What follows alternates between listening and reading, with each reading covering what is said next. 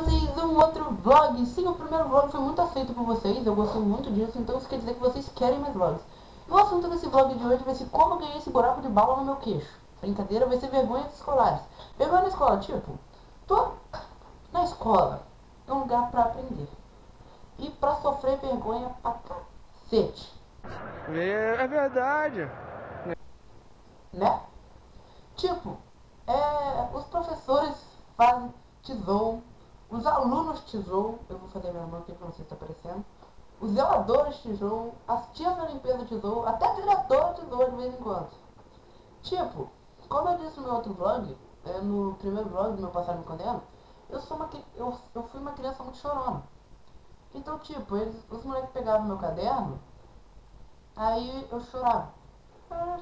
O menino chegava assim, passa o caderno aí, mano, passa o caderno. Não, o caderno não. Aí ele pegava meu caderno e ficava, ele pegou meu caderno, senhora. Aí, depois todo mundo ficava, chorão do caderno. Ai, deixa eu me posicionar melhor aqui. Ai, Deus, ai, caralho. Quebrei meu fone. Ai, fodeu. Agora sim. Então, galera, tipo, na escola é um lugar muito normal pra se passar vergonha.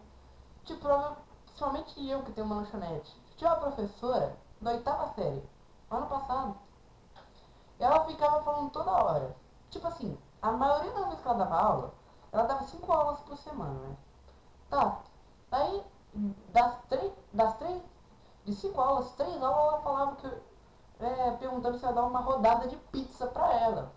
Aí depois eu ficava, porra, e a pizza, e a pizza? Eu ficava,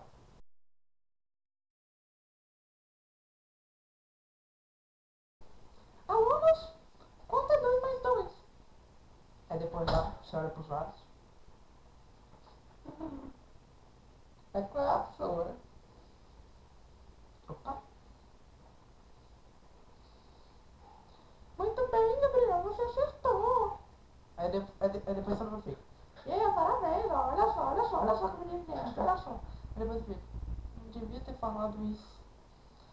Aí também tem aquelas outras vergonhas que, tipo, quando você tem aquele seu amigo, mano. Aquele amigo é o amigo mais filho da puta do mundo. Por quê? Porque você tá lá e fala assim, cara, eu acho que eu tô gostando daquele alguém ali, ó. Aí depois ele fala, ei fulano, meu amigo gosta de você.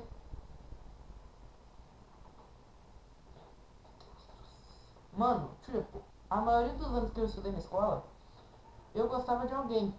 Aí, tipo, eu falava pros meus amigos, tipo, cara, eu gosto daquela menina ali. Aí eles iam e falavam pros outros, tipo, olha só, o Porto gosta daquela menina, ó. Ó.